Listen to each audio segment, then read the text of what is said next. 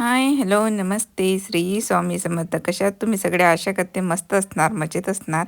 आज सकाळच्या नाश्त्यामध्ये मी मुगाचे धिंडे करणार आहे आणि टिफिनमध्ये मुगाची डाळ करणार आहे. तर एकदम सिंपल आणि झटपट अशी आपली रेसिपी आहे. तर रात्री मुगाची डाळ भिजत घातलेली होती, स्वच्छ धुवून घेतली. तर धिंड्यासाठी इथं मी लसूण घेतला भरपूर आणि थोडे जिरे घेतलेले आहे आणि थोडं पाणी टाकून आपल्याला मिक्सरला वाटून घ्यायचं आहे. त्यातलीच थोडी डाळ मी बाजूला काढून ठेवली भाजीसाठी. तर टिफिनमध्ये अदितीच्या बाबांना अशी सुकी भाजी मी करून देणार आहे. तर इथं तेल ठेवलेलं आहे. तेलामध्ये थोडंसं जिरं, मोहरी, त्याच्यानंतर कढीपत्ता आणि हिरव्या बारीक मिरच्या कापून टाकलेल्या आहे.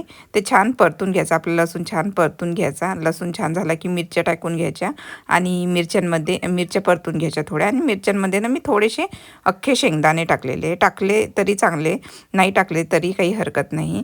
पण शेंगदाणे ना खूप छान लागतात, जसे घासामध्ये येतात ना, तर आपल्या डाळीबरोबर छान लागतात. टाकून बघा, मस्त लागतात.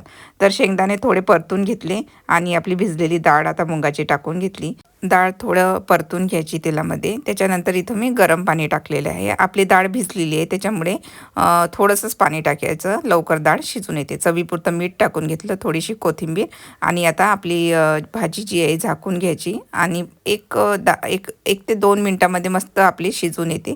थोडं बघा तुम्ही, 1 मिनटामध्ये मी चेक केलेलं आहे, थोडं पाणी होतं. तर आणखी परत मी डाळ झाकून घेतलेली आहे, झाकण ठेवून शिजून घेतलेली आहे. तोवर इकडे मी जे बॅटर आहे आपलं ते धिंड्यांचं ते वाटून घेतलेलं आहे. तर यामध्ये ना मी थोडीशी मिरची वाटून घेतलेली आहे आणि कोथिंबीर टाकून घेतली. थोडासा गरम मसाला आणि हळद टाकून घेतलेली आहे. गरम मसाला नाही टाकला तरी काही हरकत नाही, सिंपलच छान लागतात. थोडं यामध्ये पाणी टाकून बॅटर आपल्याला जसं पाहिजे तसं बॅटर बनवून घ्यायचं.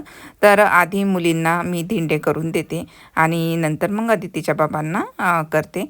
तर इथं आपलं बॅटर रेडी आहे, भाजी पण रेडी आहे आणि आता चपाती करून मी यांचे टिफिन रेडी करते. तर मुलींना काय केलं, मी चपातीवरला थोडंसं चटणी लावून दिलेली आहे, रोल करून दिलेली आहे, सोबतच कुकुंबर दिलेलं आहे आणि अदितीच्या बाबांना मुंगाची भाजी. तर इथं आपली भाजी मस्त तयार आहे. मी ऑलरेडी त्यांच्या टिफिनमध्ये भाजी भरलेली आहे थंड होण्यासाठी. झटपट अशी आपली भाजी बनते आणि खूप छान लागते. कढीबरोबर तुम्ही नक्की ट्राय करा.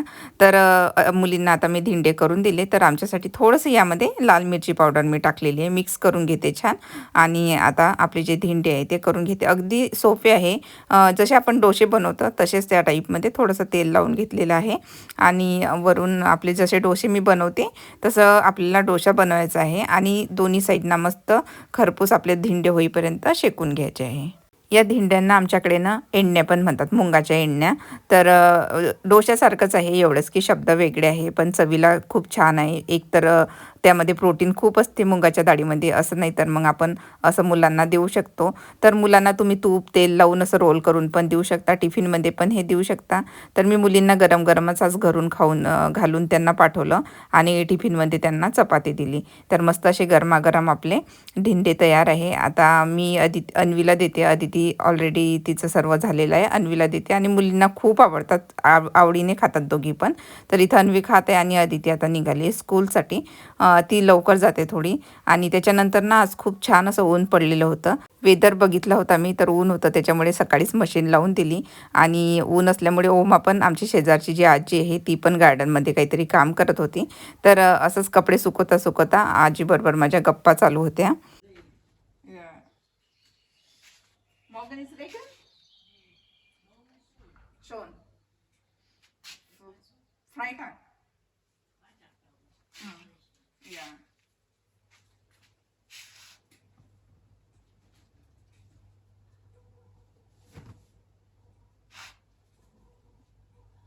आमची जर्मन आजीचं थोडं खाली गार्डन आहे. तर ती जसं वेदर चांगला असतो तसं आजी काही ना काही गार्डनमध्ये त्यांचं काम चालू होतं. तर थोडं गार्डन क्लीन करत होते.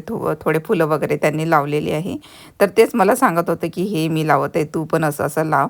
तर आमच्या अशाच गप्पा चालू राहतात. कधी पण आजी दिसली बाहेर की बोलते, गप्पा करते. तर आता आजी मला विचारत होती, संध्याकाळी काय करत आहे? मी येईल म्हणते. मला चहा प्यायचे 2-3 दिवस झाले, मला चहा प्या वाटत आहे. आजीला तेच म्हटलं, तुम्ही या संध्याकाळी, आपण दोघी मिळून चहा पिऊया.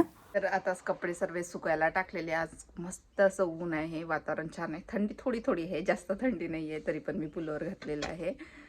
कारण की गॅलरीमध्ये थोडी थंडी लागते. तर इकडे कपडे सुकत टाकलेले आता. आणि हे बघा आपलं गुलाब, आठवतं का तुम्हाला हा गुलाब? तर मी कमेंट केली होती की मला तुम्ही याच्यावरती तुम्ही काहीतरी उपाय तुम्हीच सांगा. त्याचं कारण असं काय झालं होतं ते मी तुम्हाला सांगते आणि आधी गुलाब तुम्हाला दाखवते. तर या गुलाबाच्या रोपट्यावरती ना प्रत्येक पानावरती आणि सर्व म्हणजे एकदम भरून गेलं होतं, पूर्ण रोग आलेला होता या रोपट्यावरती. तर ते बघून ना मला मागच्या वर्षी लावले होते ते बघून एकदम खूप वाईट वाटत होतं. मला वाटतच नव्हतं की हे जगेल म्हणून. असं वाटत होतं आता हे मरून जाणार, हे काही जगत नाही.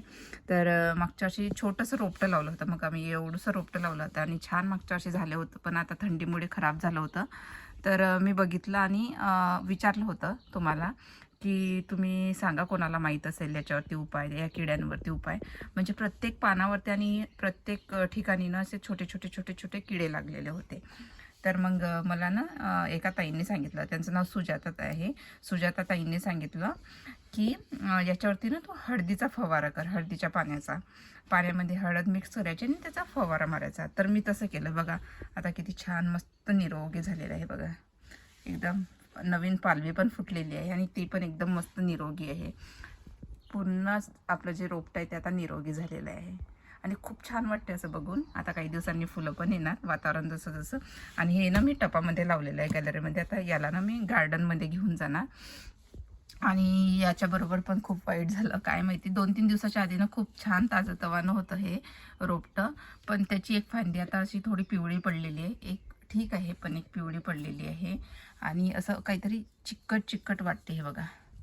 असं काहीतरी चिकट चिकट वाटते. तर याच्यावरती पण मी थोडा हळदीचा फवारा मारेल. आय होप की ते पण चांगलं होऊन जाईल. हे बघा असं चिकट वाटते. काय मुलींनी काय टाकलं की काय काय माहिती. ह्या मुली पण उद्योग करत राहतात काही काही. आणि इथं हे बघा मी थोडेसे धने टाकलेले होते असेच.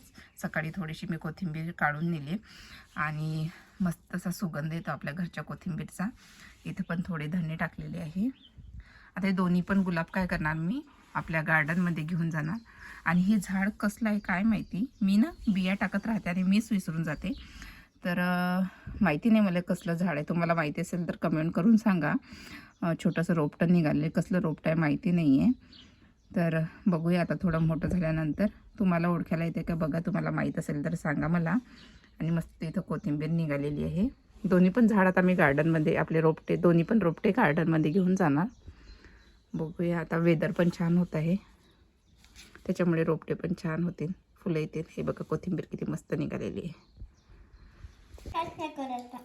Das Beste ist 4. Ja, ja. Ach so, das 4. तर आजी आल्या. मग संध्याकाळी आजींना मस्त चहा करून ठेवलं आणि मैत्रिणीचा मुलगा पण आलेला होता. तर त्यांच्यासाठी थोडे पॉपकॉर्न आणि फ्रेंच फ्राईज तळलेले होते.